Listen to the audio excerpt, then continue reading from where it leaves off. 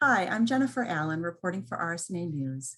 I'm talking with Dr. Gregor Kasprian, Associate Professor of Radiology in the Department of Biomedical Imaging and Image-Guided Therapy at the Medical University of Vienna, and Dr. Florian, a PhD student at the Medical University of Vienna.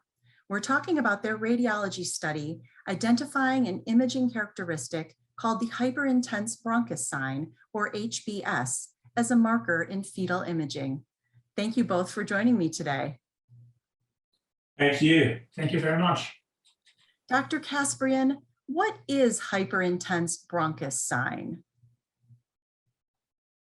Well, the hyperintense bronchosign is a sign you find on fetal MR examinations and specifically on T2-weighted sequences. If you really look closely within fetal lung lesions, you will recognize a very thin, bright T2-weighted hyperintense signal, which is following the airway structures within those lesions. The fetal lung is generally working like an exocrine gland, which means it produces fluid, about 50 to 100 milliliters a day. And this fluid is generally leaving the lungs. And if it's blocked from doing that by an atresia, for instance, or narrowing of an airway, this fluid is basically congested in the area distally to this lesion, and is also found within those future airway structures. And we believe that this is the pathophysiological background of the hyperintense bronchosign.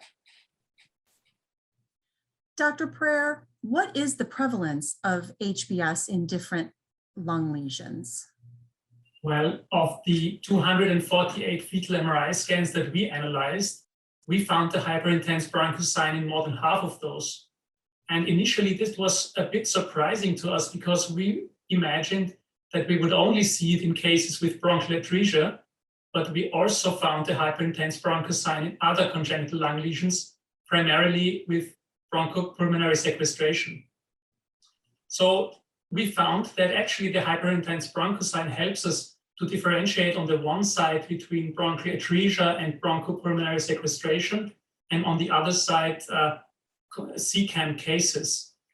Interestingly, this works best if the imaging is performed up to gestation week 26, so fairly early in pregnancy, and we can give a detailed characterization of this lesion. Dr. Kasprian, how does early diagnosis of congenital lung lesions benefit families? Well, you have to imagine that if a young mother is coming to the obstetrics ward and gets diagnosed with an abnormality within the lungs of the fetus, usually the couple and the parents are very, very concerned, and it feels really unsafe and they don't know what's going to happen. Part of this is due to the fact that there are a couple of different lung lesions which can occur prenatally, and up to this point they are frequently appearing in a similar fashion on fetal MRI and ultrasound.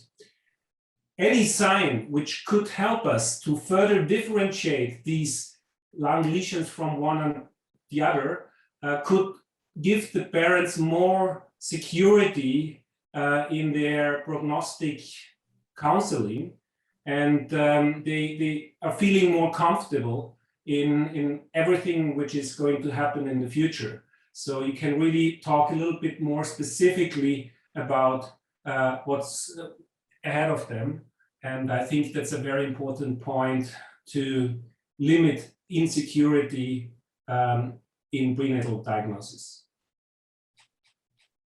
Dr. Prayer, how does the detection of HBS reduce the need for postnatal imaging?